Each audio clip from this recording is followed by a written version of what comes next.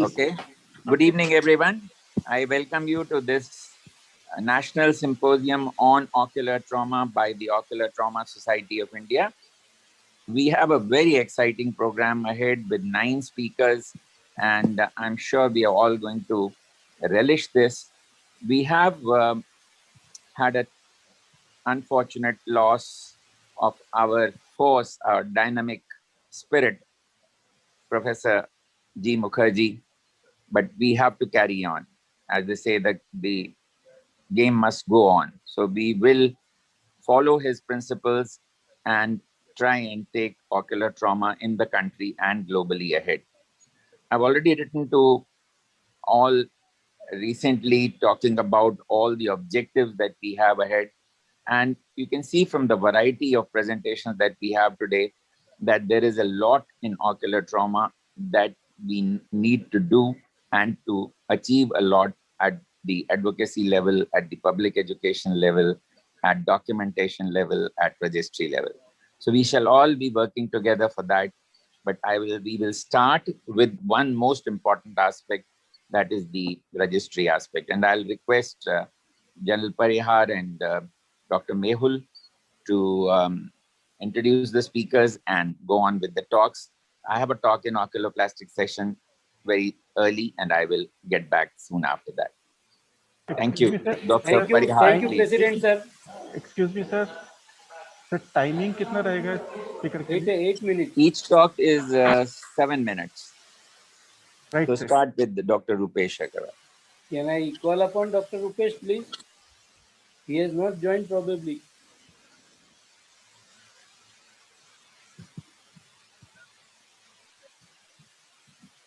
I think Rupesh has not joined, sir. I think we can go to the next speaker meanwhile. Yeah.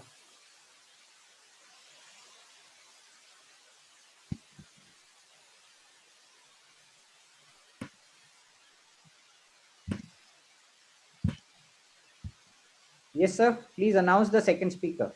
Dr. Shreya will be speaking on adnexal trauma. Are my slides visible and am I audible? Yes, ma'am. Yes. Yeah. Thank you so much. At the outset, I would like to thank OTSI for allowing me to speak on this topic, adnexal trauma. And we all know the classification and we know what to do first: primary survey, resuscitation, secondary survey, and definitive treatment. So when we see some of the time, patient looks very small injury, but when you look closely, it can be involving the bone also. So take care of that. Primary repair is always better than the secondary, but still before 48 hours, we need to repair everything, including simple lid trauma to the nasoethmoid surgery. And we have to look for the injury to medial plication, medial canthal tendon is there or not. Damage to lacrimal system is very, very common. Nearly 40% drains through the upper punctum. So even if lower punctum is involved, we have to take care of in 3 stages. You have to locate the severed end, then we have to do canaliculostomy, and then to find out the other end, we have many techniques like pigtail probe. Nowadays people are not using pigtail probe, and it is not properly done in secondary also. So sometime we may have to go for mini monoca, which is quite costly. So we have just found out the technique, which is Prolene pigtail Prolene probe. So through the Prolene needle, we just find out the second injured end of the canaliculus, and it came out through the severed end only. So you don't have to search for the canalicular end, and the same thing we can use as a stomy also. So we did in children also, same technique. But this has got it was published, but same thing, this can rub the cornea. So we just came up with the silicone intubation behind this in order to prevent the corneal abrasion. So these are many more advantages over this. If there is a lead avulsion or complete dog bite and complete avulsion of canthal tendon, we need to repair both together, canaliculus as well as the lead surgery. And canalicular, primary bicanalicular intubation is the best thing to do. So this is post-op immediate. When there is full lead, we need to repair first transverse part and then vertical part. So that will take care of the anatomy in proper way, and then movement also is possible. Associated injury we need to look for NLD also. We have designed intracath DCR. In this, we can do syringing also post-operatively. We are coming with intracath silicone tubing also. Sac injury we need to take care, and also canthal tendon injuries we have fixed here with the Prolene suture. So splint Prolene is done. Muscle we all know how to suture, and then muscle rupture should be repaired properly. So this is 6 months post-op. Blowout fracture we all know we have to do it immediately as fast as possible. This is the emergency. Insect bite we have to look for. When there is insect in the eye, we need to take care along with the steroid also.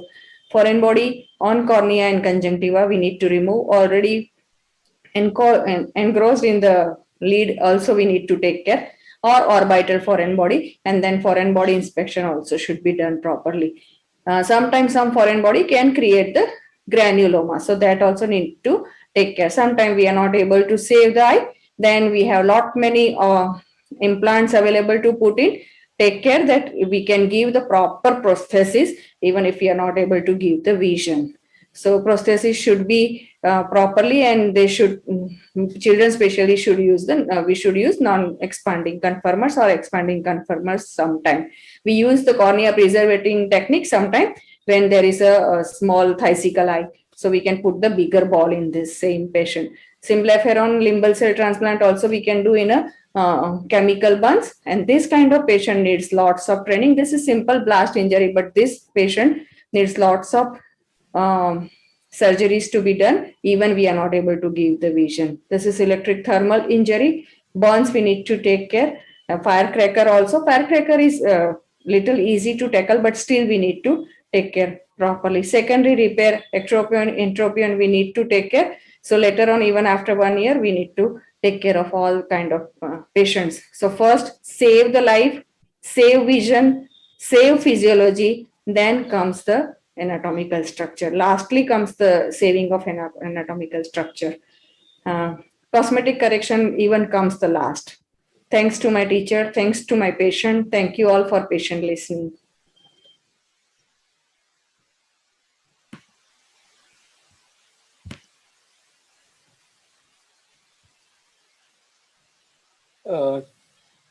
Thank you very much,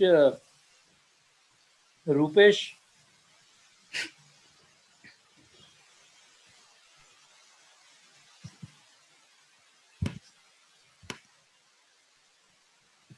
With the permission of chair, sir, may I leave this session because I have to go to pediatric symposium where I am chairing the session. With your permission, can I leave this hall, sir?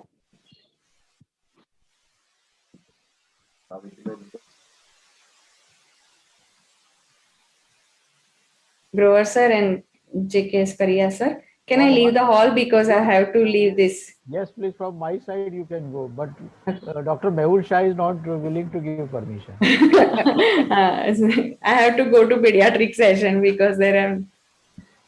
Please Thank you very I'm much. so sorry, and I'm grateful to you for allowing me to speak. Thank you so much. I'll come back once that is over. Thank you, sir. Thank you so much.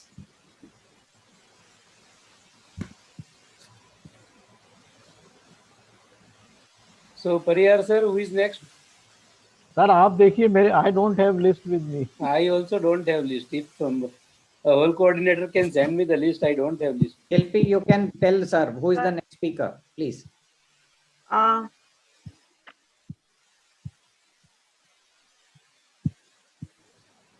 Shilpi? So the next speaker is Major General J.K.S. Parihar, sir. Okay.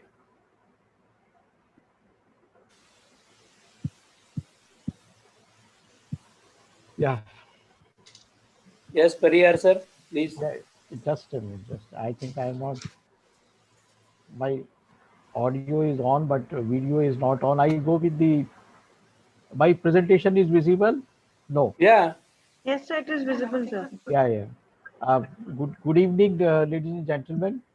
This presentation is a video presentation on various spectrum of the polyocular trauma in sports injury.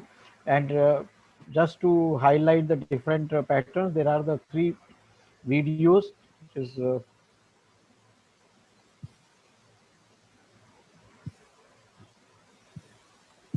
can see that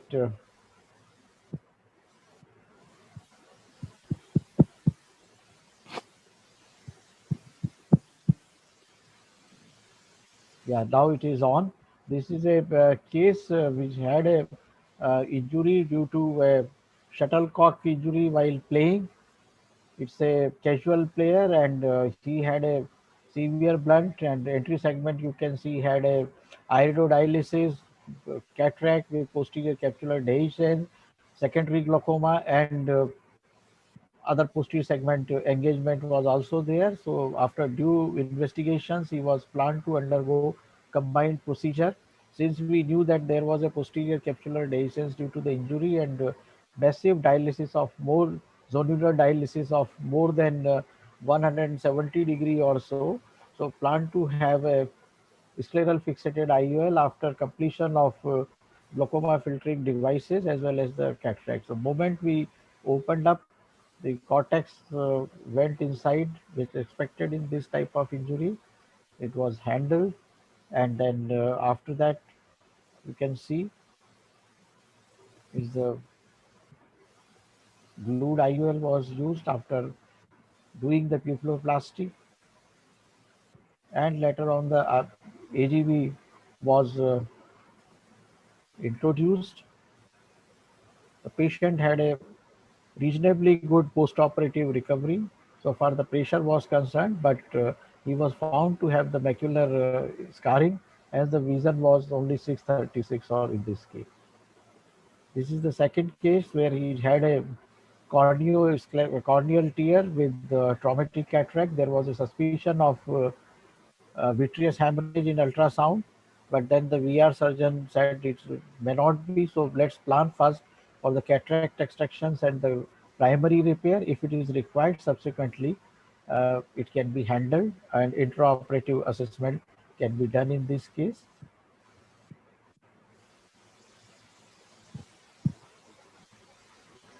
Apparently the lip was looking intact, but considering that it may give up when you are planning opening the so the primary repair was done of the corneal tear as usual in the standard fashion, and subsequently this is important to bury the knot, maintain the corneal contour, and lead to the there was a linear tear of the anterior capsule due to the trauma.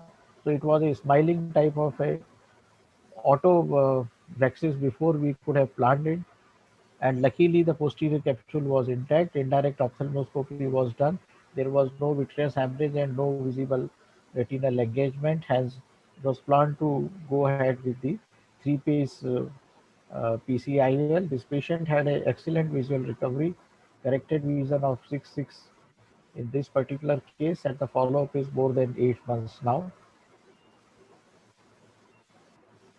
This is basically to salvage the globe. If you have a open globe, repair is always essential, but about the visual functions, as we all know, it remains debatable because how it is going to behave, and particularly in a young individuals when you have a trauma due to injuries, and here it is unfortunate trauma due to the squash ball.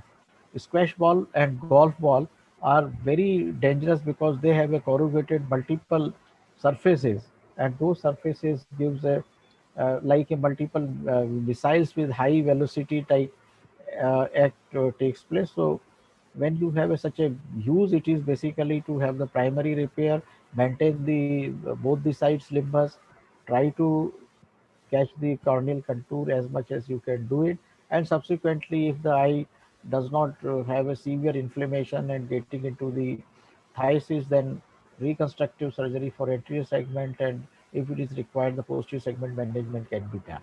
So the sports injury in a casual fashion, uh, it's very dangerous if it is does takes place. we have so many cases, but for just the purpose of presentations, I could show only three videos and three different aspects, and it strengthened our belief that even in a casual sports, we should have the protective devices, which is very essential to prevent such kind of a devastating injuries, and particularly if it takes place in a young adolescent age groups, then amblyopia and visual rehabilitation, then socio-economic factors, psychological impact, all are very essential factors in these kind of injuries. And if it is in a professional sports, then the career of the person concerned may be grossly affected. Thank you very much for giving me this opportunity.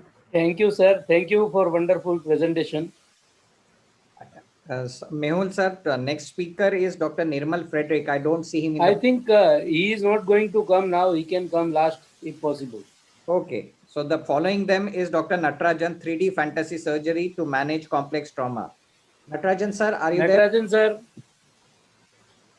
Yes, I'm there. I'm just, Please yes. change the dimension now. Yeah, I know. From 2D to 3D. Correct. And next AIOS from 4G to 5G. Now, if you see I have a 8K camera now at home, 8K TV. I'll share my screen. Mariar sir, your presentation was wonderful. Thank you, sir. Thank you. Every time I learn from your thing. Yeah, that how you learn how to show videos again and again.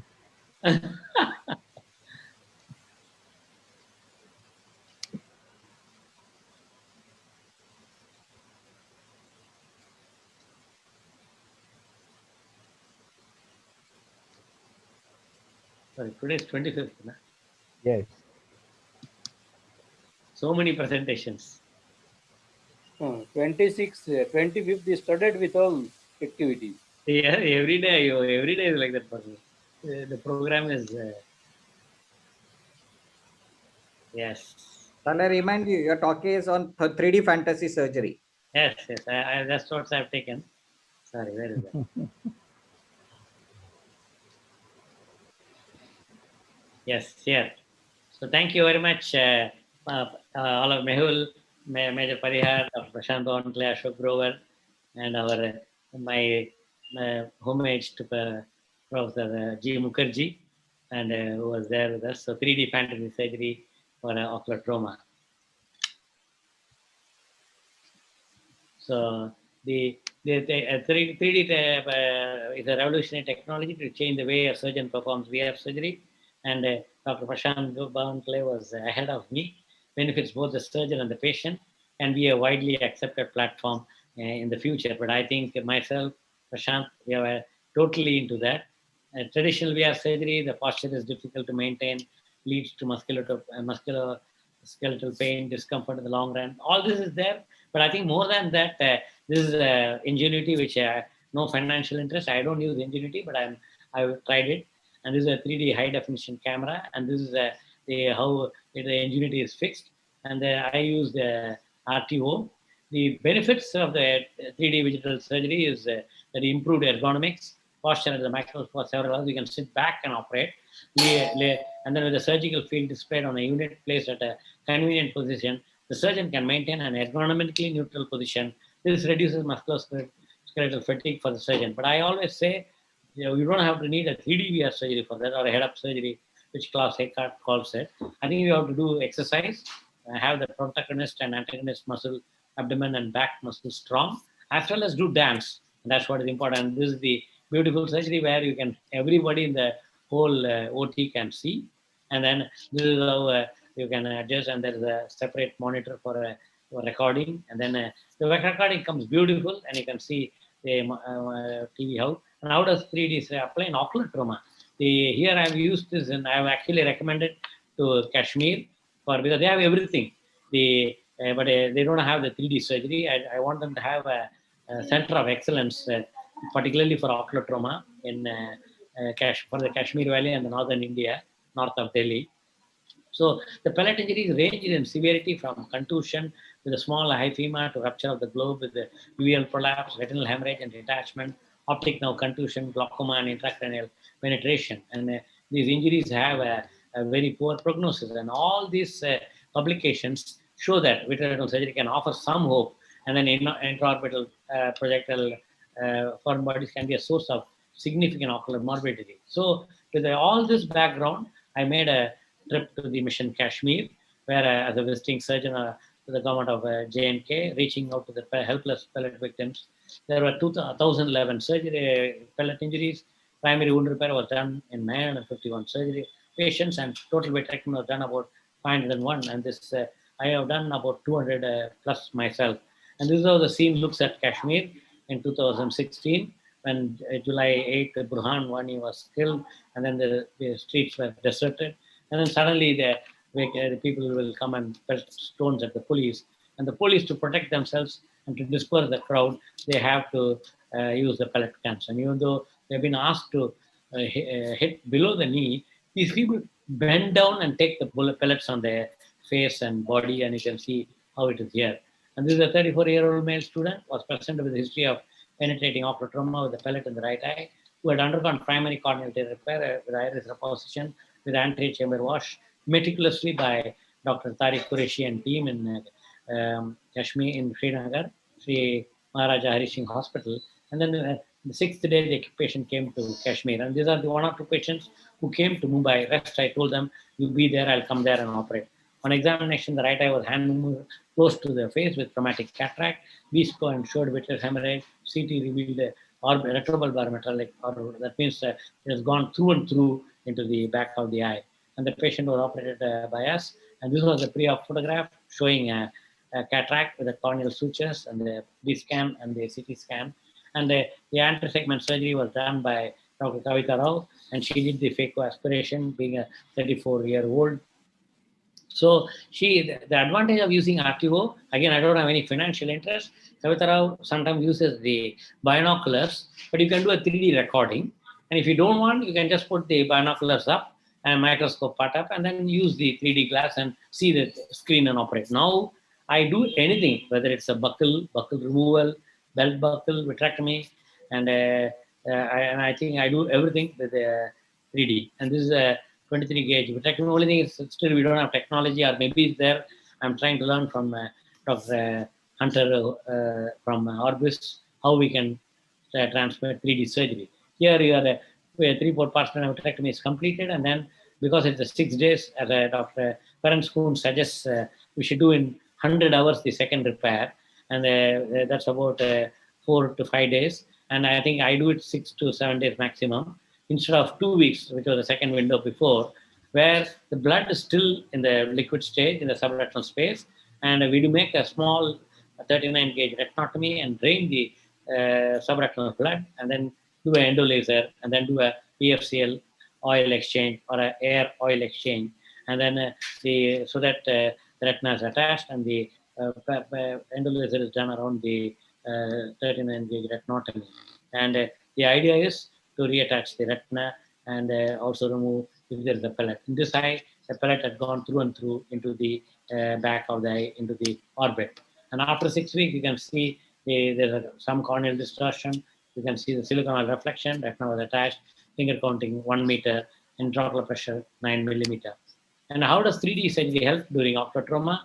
Offers better visibility in deformed globes. Trauma surgery is often long, takes more time than the average ocular surgery. Better ergonomics makes it more comfortable for the surgeon, allowing him or her to focus better on the surgery. The large screen makes it easy for the surgeon to coordinate hand movements while trying to retrieve intraocular foreign bodies.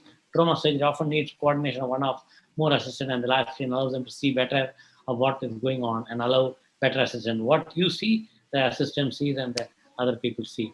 So I think I've got several videos, but I don't have the 3D videos, but I think I've shown these videos before. So my thing is to say that I do every surgery, not only trauma, we're using the 3D, but I think 3D has one thing is it can magnify, you can have less light, and then you can also digitally manipulate the images so that you can see better with the staining.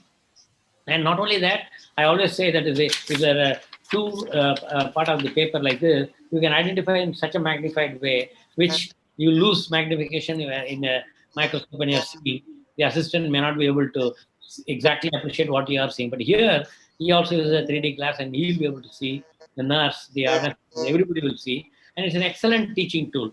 And it's like sitting back and operate. And one day, the robot can take over the way operation is going on. And I think, thank you. The time is up. Thank you, sir. Thank you very much for wonderful presentation again. Yeah, the 3D. I have one comment only that 3D is the future of ophthalmic surgery. I think after 5 to 7 years, you find that the microscopes may be phased out. It's so beautiful. I have experienced it. Whatever all Dr. Natarajan has mentioned, Professor Natarajan is absolutely correct. Fantastic experience. Only one disadvantage is there, that whatever you are doing is so many people can watch it and you cannot hide that you have done the retinotomy or you have done the vessels or PCR. Other Yes. than that, it is fantastic. No, but I think that helps you to become more honest, more truthful to yourself rather than patient or others.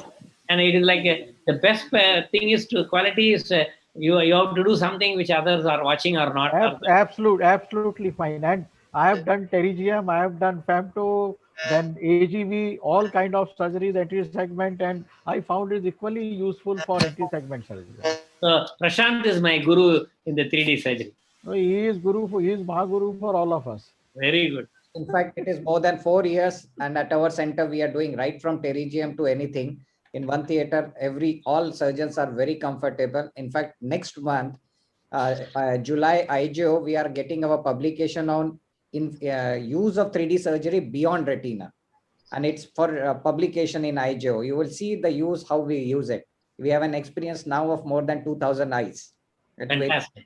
Prashant's ingenuity is always worth emulation. Thank you, sir. Thank you for your kind words. Thank you very much. I think now the next person, Mehul sir, is myself. I think management of iatrogenic. Sir, would you like to speak earlier? After you, after listening to you. Okay, We sir. all are after him, sir. So somebody should speak before him. So all are after Prashant. Sir, आप सब senior Leader, Prashant, you are a future leader. We have to introduce you. He's already a past president of MOS and so many things. And we are waiting for you to, after Ashok, to lead our Ocular Trauma Society of India. Thank you, sir. Thank you for your kind words. And I'm sure I would stand up to your expectations. Well, friends, trauma can happen because of external forces, and sometimes the external force can be you yourself as a doctor. Globe perforation, as I said, is not an uncommon complication. And remember, in this era of topical anesthesia, it is fading in the incidence. Survey of Royal College of Surgeons showed that anesthetists were responsible for 75 cases of block perforation because there the anesthetist gave the block, and most of the times they failed in recognizing the event when it happened. If you look at the risk of having a block perforation, it is similar between consultants and residents. Well, peribulbar anesthesia is the commonest cause of iatrogenic perforation, and it is the double injection technique, and especially when you inject in the superinasal quadrant, the chances of perforation increases. Myopia because of elongated eyeballs, especially more than 25 millimeter, thin sclera, posterior staphyloma, and the eyes which have undergone buckle are more prone for developing a perforation while giving block. Equally is deep set eyes and severe anophthalmic eyes. Well, these are the two stages. In first stage, there is a penetration, that is single prick, and you inject all the content into the eye. And naturally, because of that, there is a sudden rise of IOP, which leads to sudden visual loss and because of CRAO and toxicity. In second stage, there is a double penetration, that is perforation, and there the contents are injected extraocularly, and therefore they are missed majority of the times, and the visual loss is noted post-operatively. They have a typical characteristic break, which are oval in shape, and they are predominantly present in superinasal and infratemporal quadrant. Very rarely you can have multiple sieving machine-like breaks because of the repeated penetration. Well, this is a linear scar in the peripapillary region. This is the intravitreal depomedrol injected, while this is a choroidal scar, which you can see post-operatively. If the injection happens intraocularly, as I said, there would be sudden pain and you would realize this contents and all inside the eye. While if it is injected extraocularly, most of the times patient presents with this complaints on a following postoperative day. While you are operating a case as a case of vitreous hemorrhage, what are the signs which you see? It can be a puckered scleral scar or a choroidal scar like this, or retinal breaks, which I have already alluded to.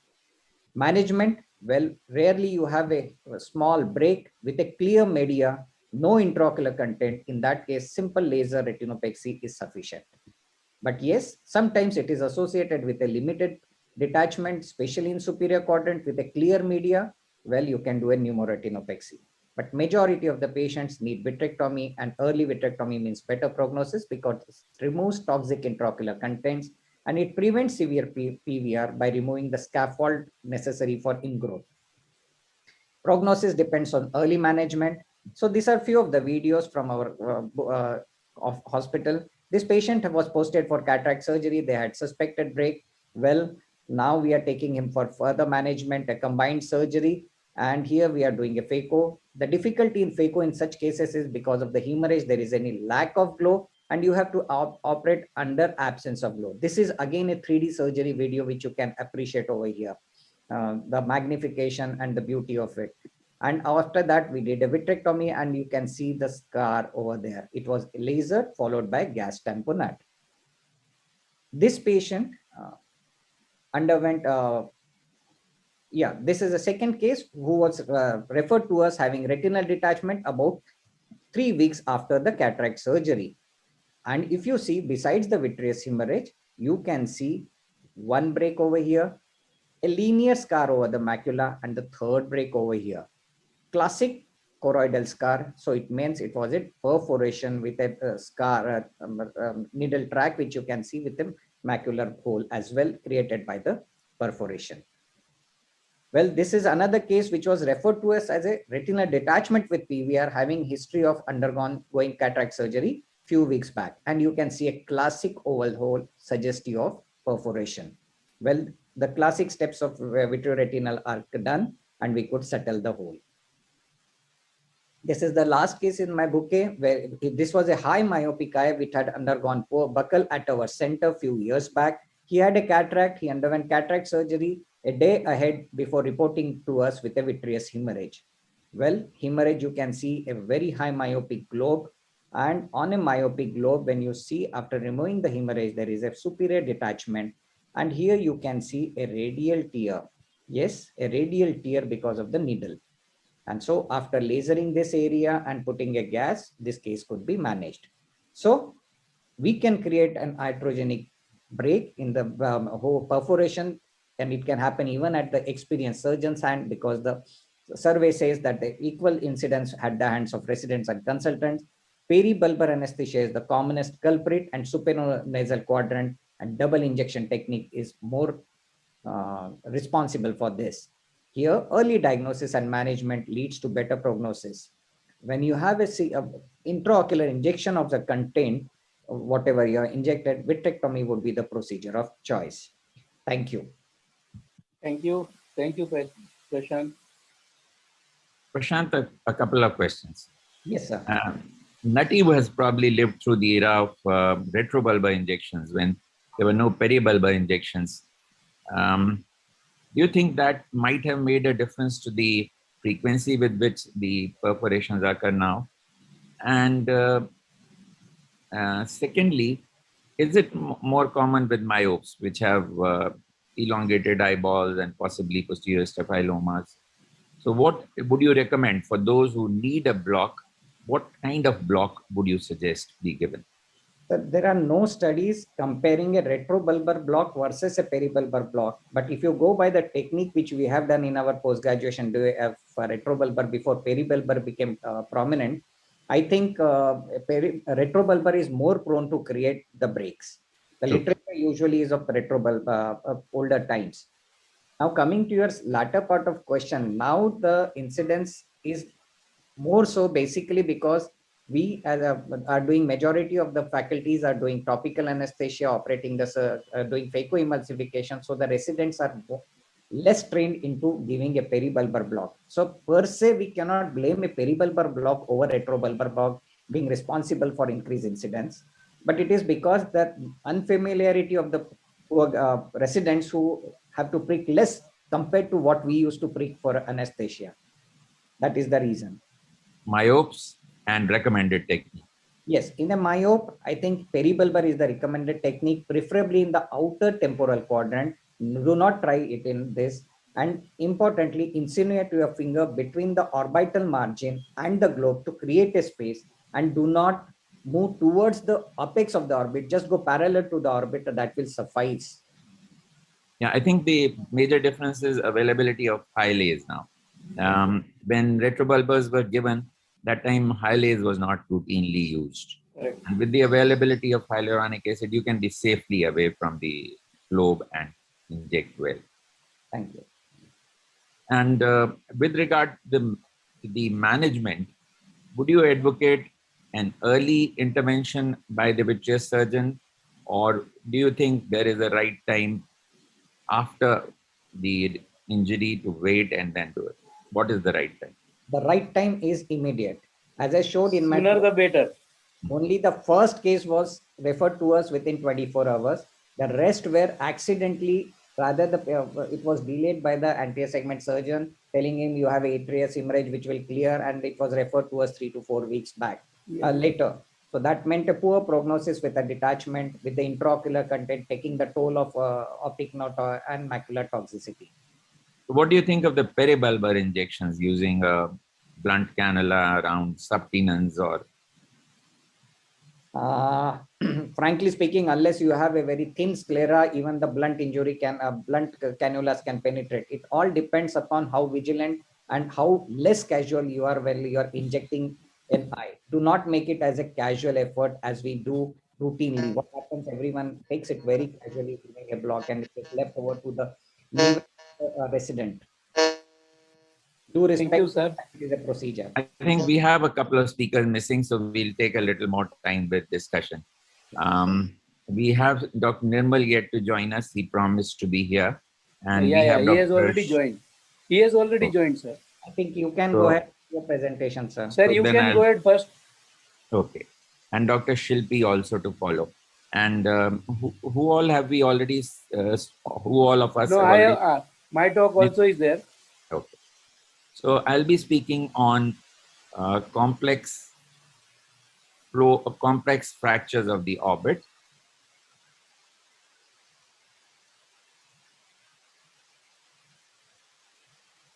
The important thing is that we need to know which fractures of ophthalmic interest may present with complexities which we need to handle. Naso-orbito-ethmoid fractures are one. Orbital roof fractures where we need to work with neurosurgeons. Fractures where there are multiple bones involved, particularly with road accidents. They're often associated with multiple facial fractures as well, and the orbital floor fractures. Naso-orbito-ethmoid fractures typically occur with blunt trauma and usually are a part of panfacial fractures or other associated fractures, and may involve the medial wall as we see here or the inferomedial orbit. The objectives of repair in these are to reduce the compressed and fractured bones, re-establish the normal intermedial canthal distance, make sure that if there is a disruption to the nasolacrimal system, that is taken care of, and the muscles and the tendons to be repositioned. And internal fixation is the most important aspect. At times we use internal transnasal wiring for fixation of the medial canthus, but low profile mini plates are the much more preferred method, which is what is being used here. You need those mini plates with 2 or 3 holes only, which are placed close to the posterior lacrimal crest, and you may pass Prolene sutures or any other permanent material for that purpose. You can see an example in this traumatic telecanthus and displaced canthus, which is being repositioned by Z-plasty, combined with a fixation of the medial canthus using a mini plate, and we are able to reposition the medial canthus to a much better position from here to here. Late sequelae, a bad telecanthus like this may need a much more Herculean effort, including bone grafts, wiring, opening up of the scar to revise it, and be able to improve the condition significantly, though still not ideal. Another example of a traumatic telecanthus, which is bilateral with NLD obstruction, where we did a transcoronal approach with a plastic surgeon and could combine a DCR with transnasal wiring. Roof fractures may be associated with an intracranial hematoma as well, but when there is no other associated brain injury, they may be left alone. So this is an example of a hypoophthalmos with proptosis with an orbital roof fracture, as we can see here. And if there is no intracranial involvement, the hematoma gradually absorbs and we can leave them alone. But where intervention is needed, a neurosurgical approach is what is used. Multiple orbital fractures require working with the team of plastic surgeons. ZMC fractures are quite common, as was the case in this patient here, with gross restriction of motility in several directions in the right eye. And we can see the fracture here, and the fracture of the zygomatic rim, which could be repositioned with microplating and an orbital 4 augmentation, improving the motility in all directions. This patient has a orbital floor fracture in the left with multiple involvements, but right eye has a third nerve palsy. So forgetting the right eye, we can look at the changes in the left eye with these multiple fractures involving the lateral wall, the temporal bone, and the orbital floor and the medial wall. So we could work with a multidisciplinary team, including maxillofacial surgeons with microplating, to fix this and get a much nicer position of the left eye. Orbital floor fractures are the key. It is important to evaluate them well, both in coronal cuts, sagittal cuts, along with the 3D reconstructions to see the extent of the fracture, and then take care of the surgery by either transconjunctival or transcaruncular approach, combining with a lateral canthotomy to cover it into a swinging eyelid incision. So this is how we do a swinging eyelid incision, and the different types of fractures then need to be tackled. Small linear fractures causing incarceration need to be repositioned, need to be lifted up and incarceration released. This may be followed by placement of an absorbable or a very thin implant, as we see here. Where there is buckling of bones and there is a gross depression, we may need to lift up the area of the fracture, identify it, release all the incarcerated contents by an extra effort of hand-in-hand technique. The older the fracture, the greater the effort at releasing the incarcerated contents, as we see here. Once the contents are lifted, you can see the defect very easily, and you can in fact see antrum through this area, as you see here now. And then you can place your plate in that area. So you can see the antrum here, and we're then placing a plate in position. Titanium floor implants have become increasingly popular now for larger fractures, especially if there is a floor medial wall combination, and these are able to take care of it very well, with post-op results being very gratifying, and you can get positioning of the plate in an ideal position to match with the other side. Of course, you can do a 3-dimensional imaging to reproduce things with imaging. So a measurement by computer-based softwares gives a very good method of creating a floor and medial wall. We are currently doing a study with this. Navigation is an important method for tackling the blind areas posteriorly, which allows you to see your manipulation. Then you can combine computer modeling and intraoperative navigation in these cases. So it is important now to do a good data acquisition with the proper software. You can carry out a simulation to do all the planning of the repair You can then have patient-specific implants prepared, use navigation or intraoperative imaging for a precise repair. Thank you very much.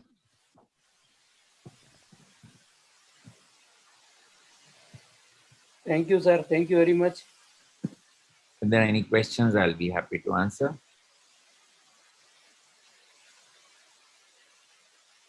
None of the orbit people are around. No plastic surgeons are there. Yeah, madam can ask. She is there with Yeah. some other session. Okay. Okay. Okay. So then Mehul can ask 50%. Shreya's spouse. Not. So I think, sir, Actually- 3 people are left still. Yeah. So we 3 can. people are left. Yeah. Myself, Shilpi, and Well, Dr. Nirmal. I'm there. your talk also not yet done. No, I'm done. Okay. 3D fantasy surgery. Okay. So let's have Mehul's talk. Okay. Dr. Hello, Mehul Dr. is, Dr. Mehul is the secretary of the Ocular Trauma Society of India. Extremely dynamic, and the center at Dahod where they're working is possibly doing the largest volume of trauma surgery, and they've created an infrastructure in a place which is predominantly a tribal place, so which is fantastic work. And we look forward to seeing their publications on a day-to-day basis with regard to their work. Yes, sir, my screen is visible, sir. Yes. I think I am going to speak on pole-to-pole surgery. Thank you very much, AIOS, and thank you, OTSI, for this opportunity. When there is a severe ocular trauma, we have to think in all these terms. Ocular trauma is important cause of monocular blindness, and our objective is to salvage the vision in severe traumatized eye. This is a concept is coined by Dr. Cesar Fornellini, and his concept was ocular trauma is a condition that is different in every case, and ocular trauma does not recognize the distinction between anterior and posterior segment. So surgeon needs to know all around skills and knowledge to deal with the trauma effectively. A single operation performed by a surgeon is better than the series of successive operations performed by different specialists. So one pole-to-pole surgeon is supposed to be a requirement in the staff of all trauma centers. That's what he believes. And we try to follow some principles of the same and did the same thing. When there is a severe mechanical injury, many structures from anterior to posterior are affected. And if we deal in separate sessions, then it is difficult to achieve the result. The most common cause are severe injuries in our country like road traffic accident, cattle or injury, stone, blast injury, fire, gunshot. And these are the old structures, or many of them are affected in that trauma. So most important challenge is the view. When the cornea is opaque, then we can use the temporary keratoprosthesis. When lens is opaque, we can do the cataract extraction. Hyphema can be removed and vitreous hemorrhage can be removed. Another challenge is the hypotony, because if wound is extensive, we need to suture the wound, and despite of sutured wound, there can be leaking of the wound. So these are some of the cases where you really need the pole-to-pole surgery, and you have to do everything all together to get some result. And many of these cases are having no PL vision. So I think we'll look at some cases. This is the patient, 65 years old male, presented with a fall of a tree on his eye while he was sleeping, and we found very soft eye in bad condition, and presenting vision was no perception of light.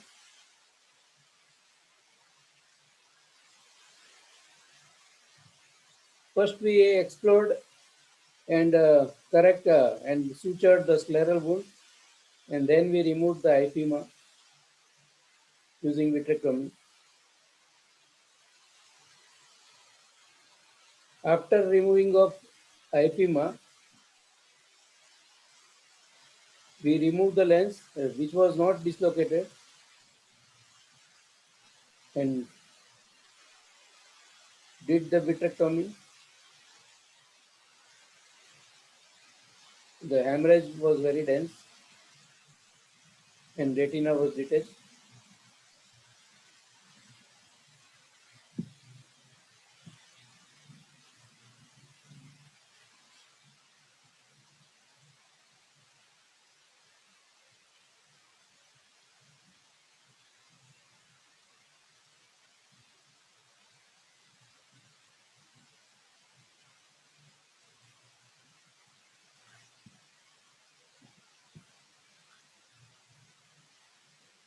So we could remove all debris, do the fluid gas exchange, endo laser, settle the retina, and silicone oil injection. And patient regained 636 vision.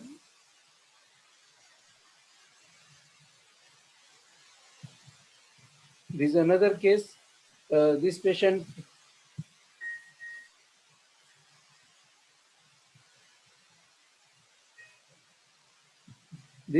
had a Catalan injury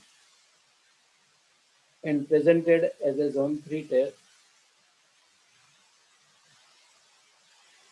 We tried to suture the thing, but it was extremely difficult to find the edges of the wound.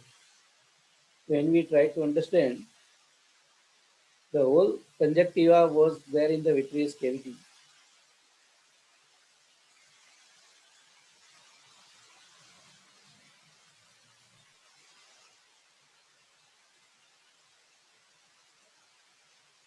The wound explored.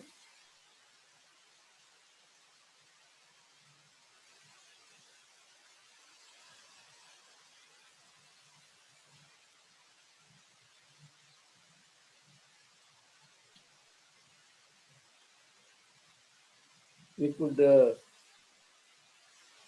get the edges and suture the sclera. Zone 3 injury. The vitreous cavity in antechamber was full of blood. This we have taken into second session, and after removal of hyphema, we could see the retina was there in antechamber.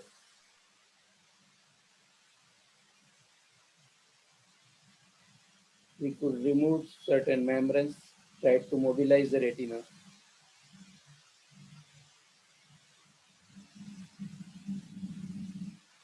Sorry to disturb you late in the Did evening. vitrectomy. I think there has been a communication gap. There was a program that was prepared for Membranes were OTSI removed. symposium, and Grover you sir, were you need to invited mute as a yourself. speaker for iGates. Grover sir, you need to mute yourself, please. I never, acha, because the AAS programs generally people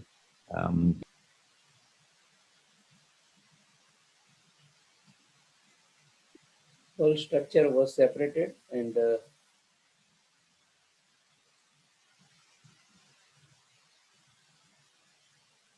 everything was the bimanual dissection.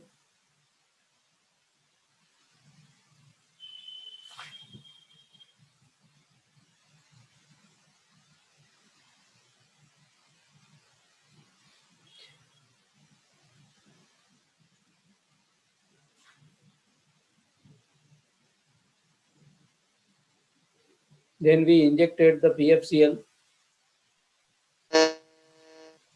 and tried to push the retina back.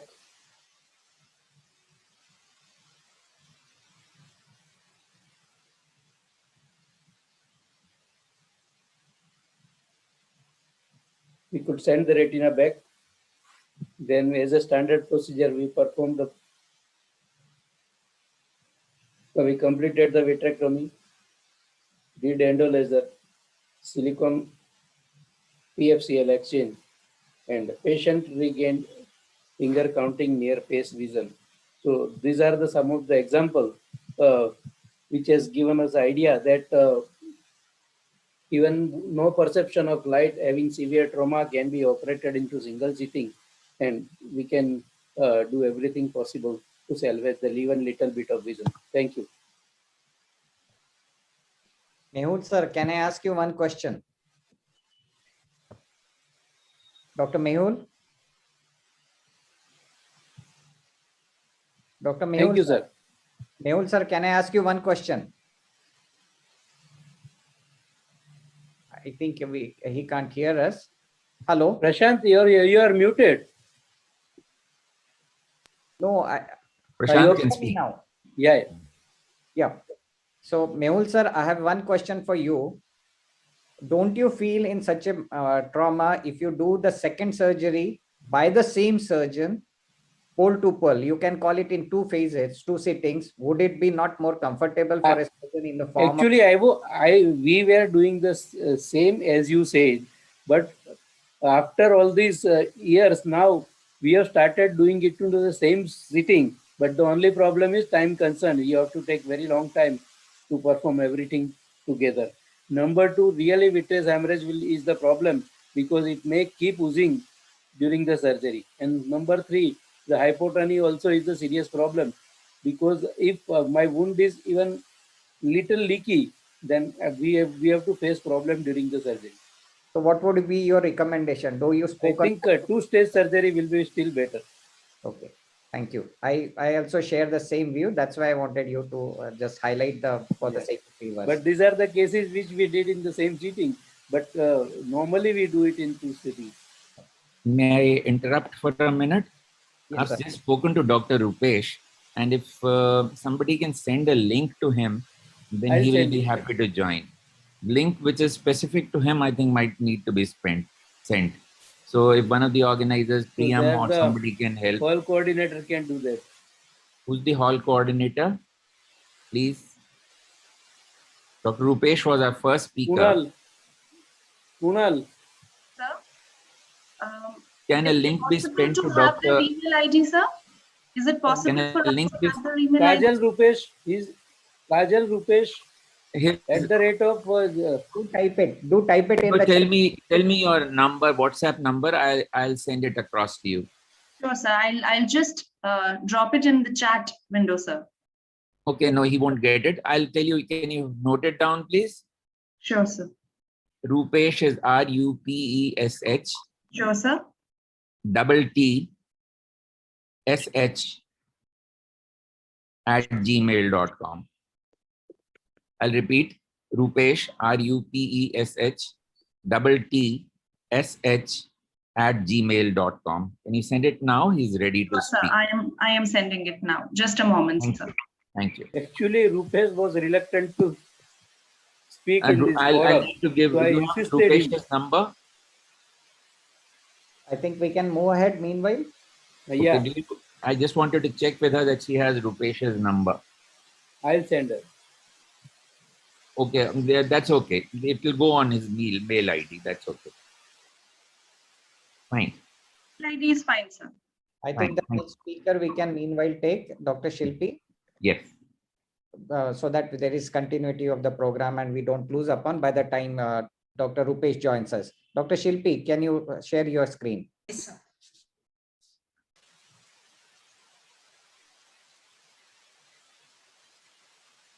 Is my screen visible? Yes, please go ahead. So, yes. So, good evening, everyone, and thank you, OTSI, for the opportunity. Trauma is the second most common cause of macular hole, with the incidence of 1.4% and 0.15% respectively with the closed and open globe injuries. Yes, it is more commonly seen in young and males, and they have typically poor visual acuity at presentation. But yes, there is no correlation between the visual acuity and the size of the traumatic macular hole on the OCT. These are the associated retinal comorbidities which make it more challenging and influence the visual outcome. Immediate visual loss is because of the primary dehiscence of the fovea, while the delayed presentation is just like any other holes. Typically, they are elliptical with horizontal diameter more than the vertical, with other associated signs of the trauma And in these cases, the PVD is very unlikely. 10 to 40% of the holes, they show spontaneous closure, especially in the children. And OCT predictors are the small holes, absence of the PVD, and absence of intraretinal cysts. Proposed hypothesis of spontaneous closure is illustrated below. Vitrectomy preferably should be done after 3 to 6 months, especially in young patients with small holes. And if early, it is to be done in cases of the large macular holes or in pediatric patients to prevent amblyopia. Standard surgical options are enumerated here. So this is my first case. This is a traumatic macular hole of more than 1200 microns. So after staining the eye limb with the brilliant blue dye,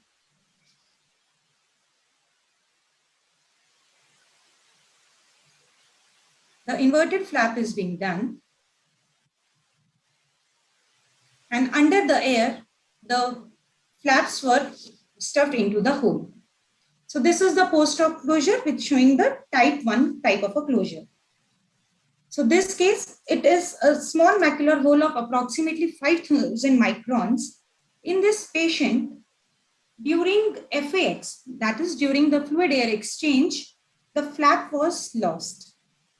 But yes, post-operatively, we could achieve the type 1 closure, and this means that the small holes can close even if we could not perform the inverted flap technique.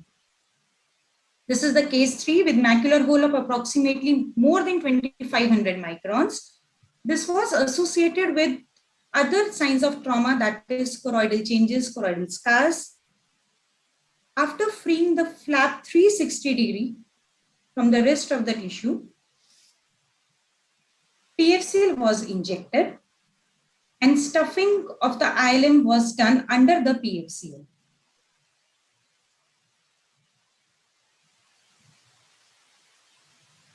Followed by fluid air exchange and the tamponating agent was injected.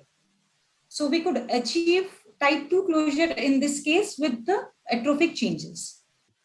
So now the case 4 is a macular hole associated with retinal detachment with PVR changes. Beyond eye limb peel, in these patients, the importance of relieving the peripheral traction is there, and PVR, and it should be equally given importance. So after removing the anterior PVR, you peel the eye limb over the macular area. In this case, the interior PVR was so much that after stabilizing the posterior pole, peripheral retinectomy was done to achieve the flattening of the retina and the closure of the hole. So this is what we could achieve after a month. This is a picture of type 1 closure under the silicone oil. Now the fifth case, this is a patient who has associated traumatic subluxated cataract lens. So in this patient, CCC being done under viscoelastic, phaco being done, and we could find a vitreous strand here. So anterior vitrectomy done using the vitreous cutter.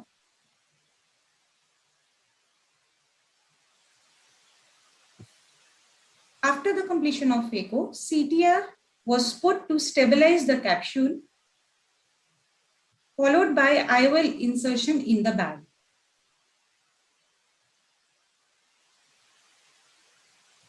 Following cataract surgery and the IOL implantation, standard steps of macular hole surgery were done. And this is the post-op picture with type 1 closure. So to summarize, traumatic macular hole is the second most common cause. Poorer visual acuity is because of associated injuries. Spontaneous closure is seen in young patients and in small holes. Surgery should preferably be done after 3 to 6 months if the hole is not very large, and except in cases of the pediatric patients. And PPB with eye limb peel, preferably the inverted flap with the tamponating agent, is the procedure of choice. Thank you. Thank you, Dr. Shilpi. That was a wonderful talk. Very beautiful films. Very well done surgeries. Can you tell us? You received, no? Can you tell us what difference do you specifically notice between traumatic holes and the age-related holes with regard to surgical difficulties and with regard to So regarding surgical difficulties because of the associated chorioretinal changes, it is sometimes difficult on the atrophic retina. So it is sometimes very difficult to peel the ileum over that area. and in And terms because of the adhesions, PVD is also not easy. and in terms of prognosis? Prognosis, yes, sir. If it is not associated with the associated changes, then prognosis is good. But Prashant, do you have something to say? Yeah, as she rightly said, the prognosis as well as the difficulty level depends upon the associated comorbidities, ocular comorbidities. Like in the last case which she showed, he had a subluxation. Or in the last but one case, he had associated retinal detachment with severe PVR warranting a retinectomy. So, or in the third case, I think that there was a chorioretinal atrophy. These are the cases which might not do visually that satisfactorily, though we achieve a good anatomical closure.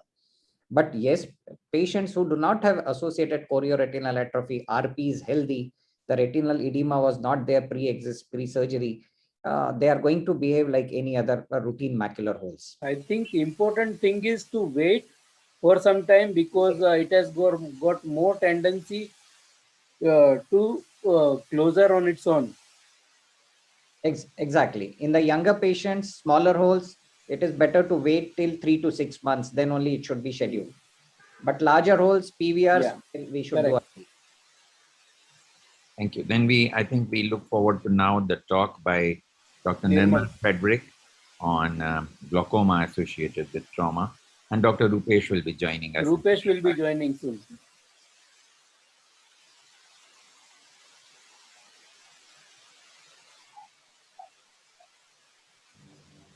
Thank you, President Grover, sir, and all the team leaders of OTSI. It's indeed an honor to be part of this national symposium on ocular trauma. And my talk is on management of glaucoma following trauma. As you all know, traumatic eye injury is one of the most common cause of unilateral blindness and avoidable blindness worldwide. And traumatic glaucoma can happen with both open globe injury as well as closed globe injury. And it can happen immediately as well as delayed. So as for the definition, this really helps in management. You need to have any post-trauma with raised intraocular pressure more than 21 millimeters, which may be acute or chronic, blunt or penetrating, with or without establishment of glaucomatous optic neuropathy. Now, these are some of the risk factors for developing glaucoma: advancing age, the zone 2 injury, presence of vitreous hemorrhage, severe anterior chamber inflammation, and lens injury and angle recession. And the management depends on the risk factors also. So glaucoma and blunt versus penetrating ocular trauma, it can happen, as I said earlier, both in closed glaucoma, closed globe, as well as open globe because of these reasons. I'll just go one by one. The causes of traumatic glaucoma is basically direct or indirect. And with direct, it's on non-penetrating as well as penetrating. And of course, surgical trauma also can cause raised intraocular pressure. So how to approach this? So first, you need to evaluate the patient health and ability to follow a post-operative regimen, because this regimen is going to be long and needs frequent follow-up. Consider the time that has passed since onset of injury. And most often, if it's acute phase, medical management is mandatory to start with. And then decide the etiology of elevated intraocular pressure, perform a proper evaluation, and if the cornea is clear, gonioscopy, or we can use other technological method for imaging. Assess the status of the ocular surface and the presence of other ocular conditions, and determine the patient visual potential and weigh the risk with benefit ratio of potential complications. So in the acute phase, most often it's due to hyphema, traumatic iridocyclitis, or shallowing of the anterior chamber due to effusion, and vitreous in the deep vitreous dispersion presence in the deep anterior chamber.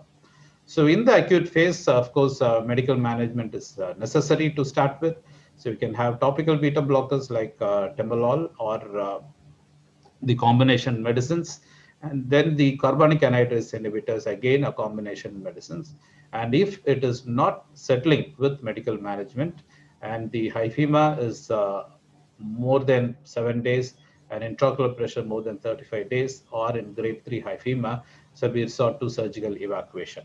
And this is to reduce the intraocular pressure, as well as if it is more than 8 days, to reduce corneal blood staining.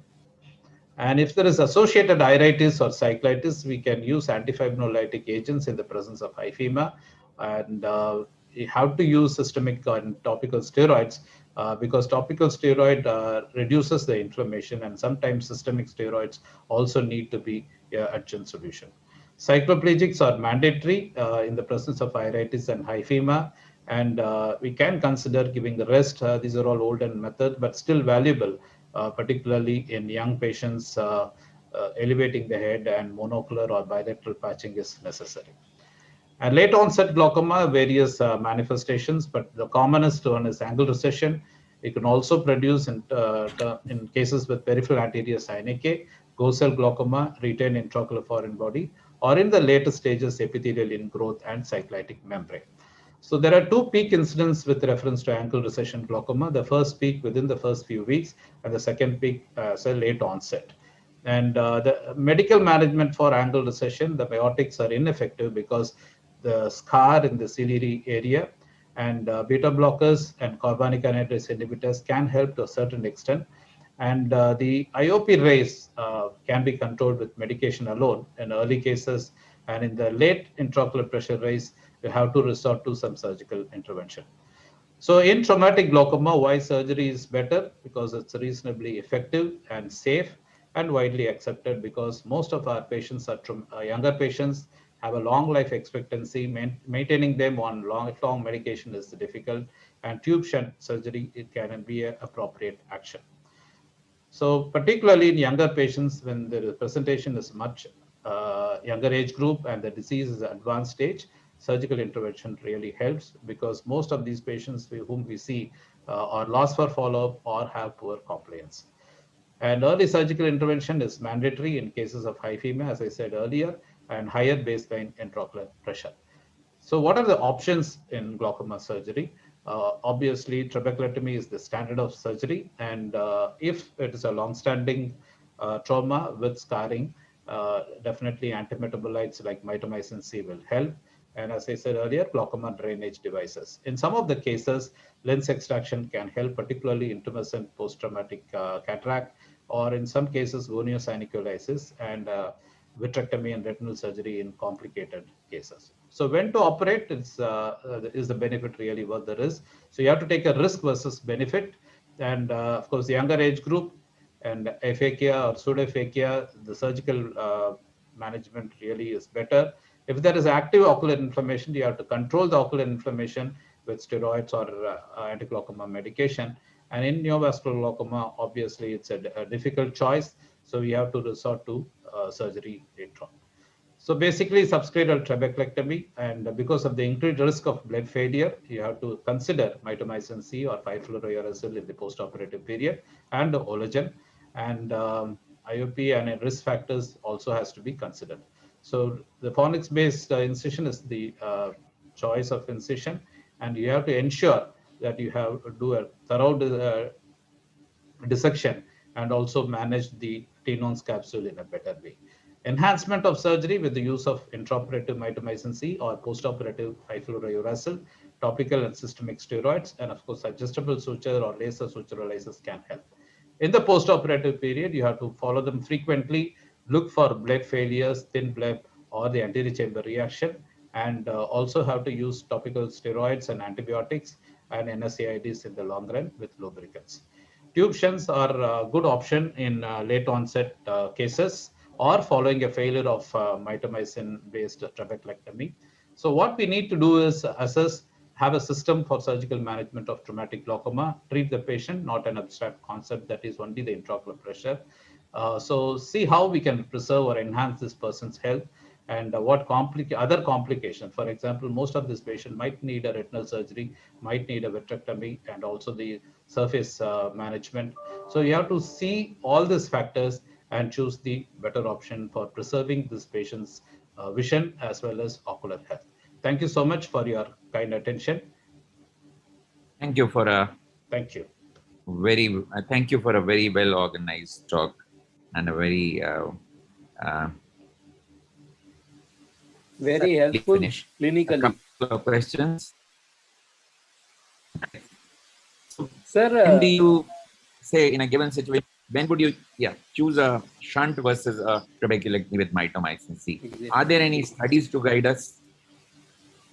There are a lot of studies comparing the efficiency of subscleral trabeculectomy with mitomycin C and tube. But most often tube shunts being the last resort. And our surgeons are happy with doing subscleral trabeculectomy because of the long duration of our exposure to trabeculectomy. I would prefer doing a subscleral trabeculectomy if at least As the first procedure. As the first procedure, of course, with adjuvants like mitomycin C or Ologen. But if there is a failure, then I would definitely consider the shunt surgery. So the first choice would be subscleral trabeculectomy. Prashant, are you there? Yes, yes. I think the post-vitrectomy glaucoma is an extremely difficult situation. Would you like to say something regarding that? Yeah. Particularly in trauma. Yeah. I'll add another question to that. When you do a shunt or an MF wall with that in a post-vitrectomized eye, do you prefer to leave it in anterior chamber or would you leave it posteriorly? Sir, the thing is, my first choice would be if the trabecular meshwork is totally fired off. The traps are usually unlikely to help in such cases, and in that cases, AGV would be the point of procedure of choice for me. Right. But yes, now if it is a vitrectomized eye and all that thing, I might put it in the pars plana. But in a non-vitrectomized eye, I prefer to put it in antechamber as a primary procedure. Thank you. Sir, Agarwal sir has joined in. Yeah. So we welcome Dr. Rupesh Agarwal. It is always a joy to have him, the most dynamic person who is the General Secretary of the Asia Pacific Ocular Trauma Society as well as the International Society of Ocular Trauma. And we look forward to listening to him to Eye Gates.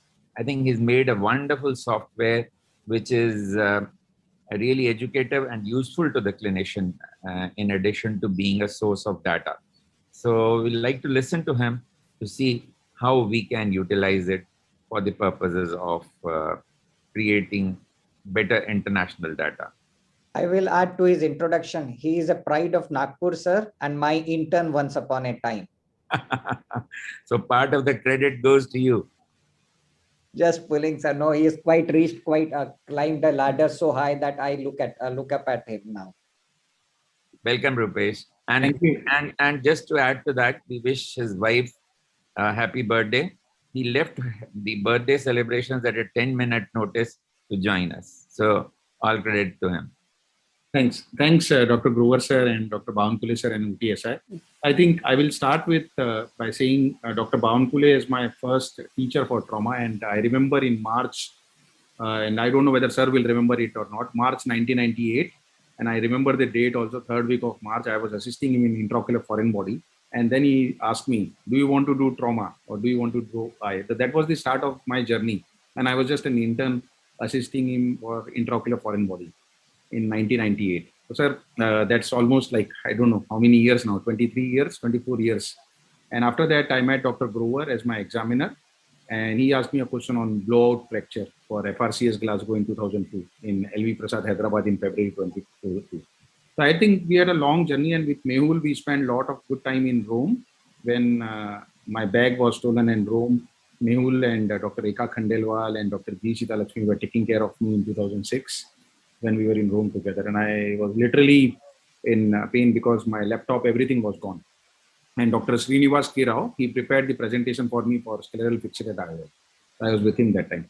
A lot of traumatic experiences also I had during the journey, particularly that Rome one, but pleasant experiences also, and I met great friends. So coming to this Eye Gates, and as the title, yes sir. No, nothing. Hi, I said.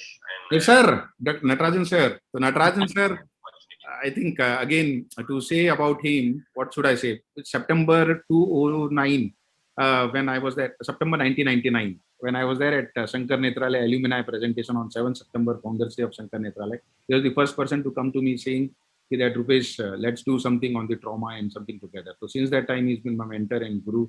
And a lot of name means I can't say that. Dr. Ganga in 2002, he asked me to repair a corneal laceration repair. In night 2 a.m., he was holding my hand and asking me how to stitch the corneal laceration. So I think it's a very long journey and countless names. And this has come a platform based on all those experiences. And I realized one of the challenges which I was facing, and now also we are facing, was the registry. And we've been talking about it for quite some time. I thought, how do we make it better? And this was the whole idea why this registry was born over a period of last 20, 30 years. So we do understand that there is a volume of trauma and it has not reached the recognition. And unfortunately, it's always the last session of the last day for most of the conferences and the least attended kind of a symposium by a lot of people. So it does not get any recognition, lack of education, lack of training, lack of regulatory frameworks, lack of research, though a lot of efforts being put by OTSI. Just an interruption, Rupesh. This is the prime time for conference which is virtual. Okay, fantastic. No, this is really, really great. And I think this is through the efforts of OTSI and all the things we are able to get to a main forum, and we are able to project this where how we can get trauma at a center stage where a lot of people are attending, because this is something really need a lot of focus. And the reason I say that, and this is from the real experience for myself, and I use this picture time and again to remind me how the things can go wrong. This is the picture when I was practicing in Ganpati Nethralaya, Jalna. This patient came to me, was my neighbor. He was about to be eviscerated. I said, "No, we can refix your eye." And we did it. He still able to see with this eye, was about to be eviscerated. But you can imagine how trauma eyes can go wrong if you don't fix it properly. And same thing here also. So if you don't remember the basics, the thing can go wrong. And how do we get back to the basics? Is again, I will go back to the classification which was put down in 1992 to 1997, but nothing has changed. And that was the whole idea of starting something like a platform. So there were multiple objectives. One of the objectives was to develop a global database where we start speaking a common language, number one. And then we develop a classification system which will be helpful for baseline classification as well as prognosis of a patient with ocular trauma. And we also developed some survey-based consensus guidelines, which a lot of you have filled up. And hopefully we can get some kind of Delphi approach guidelines. And eventually AI is the buzzword in everything, in AMD, diabetic retinopathy. So why can't we use AI to solve our problems in trauma also? So that's the whole idea is, can we use AI for developing a clinical decision support system, which we call it as a CDSS. So this is with these objectives, we set up a platform. A lot of efforts have gone in, and we did kind of inspired for ASOT to start. And I think here we have Grant Justine, who is now secretary of ASOT, Marcus Collier, who was there in World Congress, Ferenc Kuhn, who has been inspiring for a lot of people, Bob Mazzoli, of course, our own Professor Natarajan, Dr. Ganga, and a lot of people, and Kendrick is here, Annette is here, and rest. So this is in 2019 AO, and after that ASOT started, and ASOT has done a lot of wonderful work. So that's something, again, the inspiring work being done by OTSI and ASOT and APOTS. In the process, we also managed to get some publications, and these are some of the publications and presentations which we had. Very recently, we had a letter to editor in ophthalmology about the registry, what we should be doing moving forward. And more important than that, with all the global collaboration, we got a paper on a large series of 800 over patients in Graphes about the epidemiology and outcome of open global. This is the largest ever series ever will be published about the ocular trauma. And soon after that, we also got a paper on fireworks also accepted recently. So we are moving forward slowly but surely. So what is this iGates about? I'd like to spend like last 3-4 minutes only talking about this platform. So here we enter the data, whether it is a retrospective or prospective, and it goes through multiple stages, eventually to create a registry, which I'll give you a demo in a minute. So this is how we should be entering the data after creating a username and password. Now, that's the user interface UI. And I was glad Viral Shah and other people, they put up a digital tools in one of the conferences, I think yesterday. And something here we have tried to use some of the digital tools. And on the backend, when we have all the registry, it will go on to the next step of data mining and data image processing. And eventually there will be some kind of interpretation engine where there will be a prediction API to develop a predictive modeling and a classification, which will happen at the backend along with automated image analysis. So something which we are developing on, and very glad that OTSI have partnered and one of the major partner for this platform, along with other major societies, including AIOS. Dr. Namrata did agreed, and we are trying to set up some kind of an agreement with AIOS. So if Dr. Namrata, you are online, maybe it's a good time we can revisit our dialogue, what we had it with ASOT and with EPTA and the Chinese Ocular Trauma Society. So this is what we are doing. So let's get a real glimpse of how does it the platform look like. I will change the screen share option to the new one. Okay, here we are. So this is how the platform will look like. So any new user will end up into this new page, which gives you everything about what is iGates. It gives you an introductory paragraph. It has got different phases, registry. Then what is the objective? How does the data entry should go on? Then there is a tutorial video and a disclaimer, what we are and what we're supposed to do, and everything is here. After that, once you are gone through that, you can do a sign up.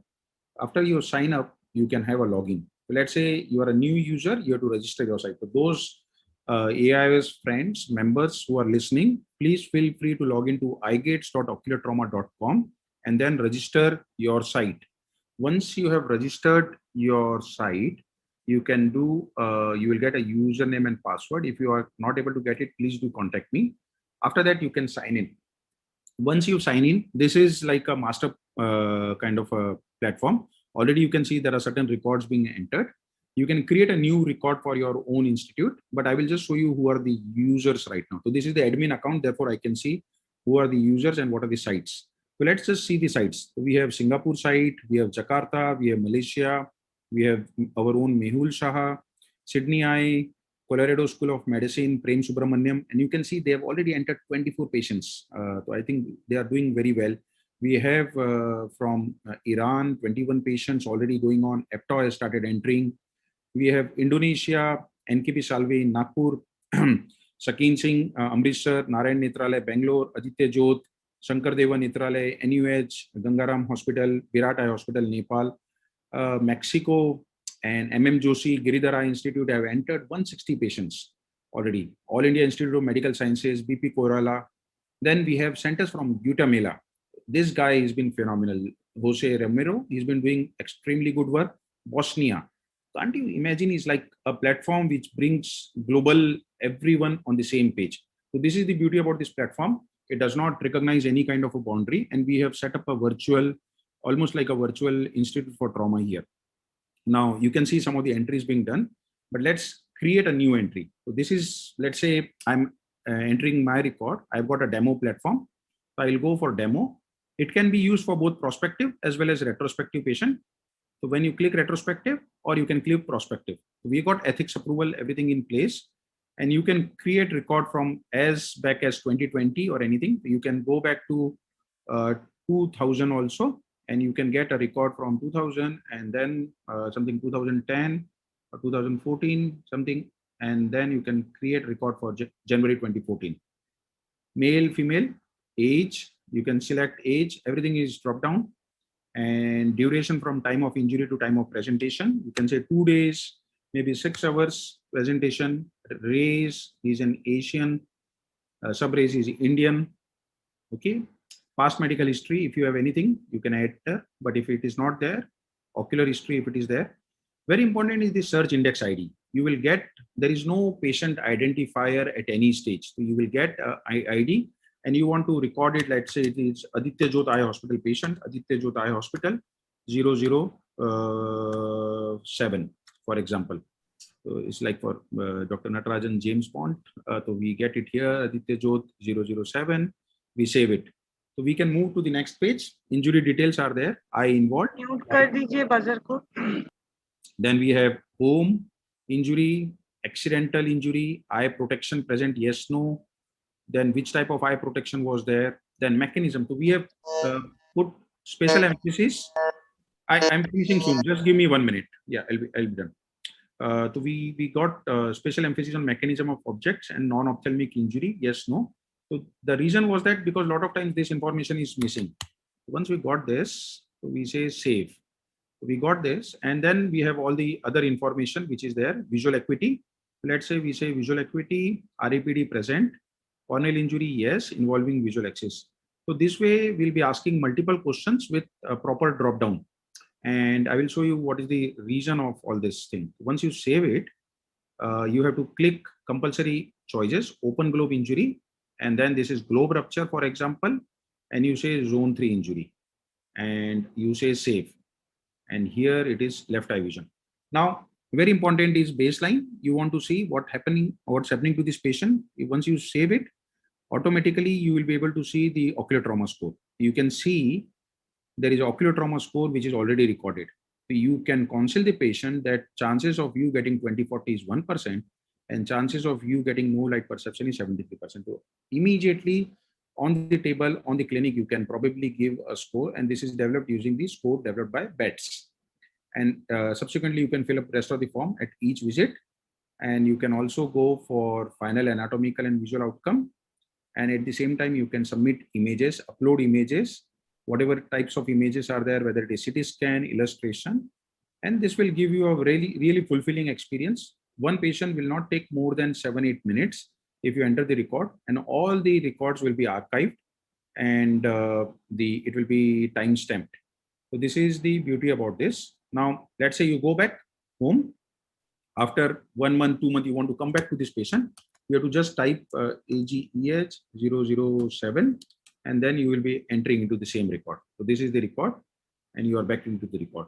So once you type it, yeah. So this is something about the platform, and very happy for anyone to contact me, and we can then go through all the details. I know I've taken extra time. Rupesh, can you point out the advantages to the user? He can have a printout of the data that he's fed in, and he can get an ocular trauma score, prognosis. Yes, point out the advantages to the user. Multiple users advantage. A, he can register all his records, retrospective, prospective. So he can have his own data bank, one. Number two, for a particular patient, he can have a printout, get it taken consent or whatever things needed to be done, and he can put it into his electronic medical record. Second. Third, if he has his own data, he can publish his own paper, and we will support him with the statistics tool. So let's say you have 200 patients, you use the platform, you publish your own paper, and also your data can be used for global registry, and which you will be part of the group author also. So those way you are contributing not only for the scientific, but also for your clinical advantages. There is a way, if you don't like to use internet, and if you just want to use it in your hospital system, we can give you a form in a downloadable way where you can just use it in your network, and without letting, let's say, sir, practice in Gangaram Hospital, and you don't want anyone from All India Institute to see. It will be only within this Gangaram Hospital, and no one else in Delhi will see what is entering in the form. All those features have been built into this form. Thank you, Dr. Rupesh. It has been wonderful to have you, to have everybody introduced to the new changes and that you've carried out to make it so much user-friendly and advantageous to the user. Wonderful to have had a great session. I'm grateful to my co-chairpersons who really made this session so interesting, all the speakers who participated and gave such wonderful talks. It has been a wonderful 1.5 hours. Grateful to all of you, and grateful to Priyam and the hall managers for having organized things so smoothly. Thank you. Yeah, thank you, Nati. Fantastic presentation. I wanted to say to Rupesh, in one of the sessions, Ferenc Kuhn, myself, and Rupesh was not there. So one thing Ferenc Kuhn told that particular meeting, I don't remember which one it is. He said, great thing has been done by APOPSIS Rupesh Agarwal and for the eye gates. So you're very, very proud of that. and it's a great contribution to international ocular trauma. Yes, I think Thank you very much. Rupesh has given a lot of new energy to ocular trauma globally. So we must appreciate that. Great. With your blessings, sir. Thank you to be part of that, Rupesh. Thanks, Dr. Mehul. Great. Fantastic presentation by Dr. Rupesh, and amazingly executed by our chairman and co-chairman and our moderators. And thank you to all the speakers. So ladies and gentlemen, since we are a one big happy family, let's hear it for all of us out here. So I would request all of you to please unmute your lines for a moment and switch on your camera in case you haven't done yet, and give a huge round of applause to each one of us present out here. So let's hear it for all of us present out here for the amazing conclusion of day 2. Diksha, can we also have a snapshot, please, of all the smiling faces and all the stalwarts out here? Sure. I would keep this as a memory. Sure. So you guys can give a huge round of applause on the camera, and I can take a print screen of it. So let's hear it. Great. Amazing. We have it. Thank you. Thank you all. Thank you, sir. Thank you, ma'am. Thank you all. everyone. Let's carry this dynamism into all things that we do for ocular trauma. Thank you very much for great participation. As the program was created very shortly, but all presenters has given the great efforts to the same, and I think that we had a very good, exciting evening. We look forward to further more programs, sir, under your presidency. Thank you, Mehul. Thank you all. Bye-bye.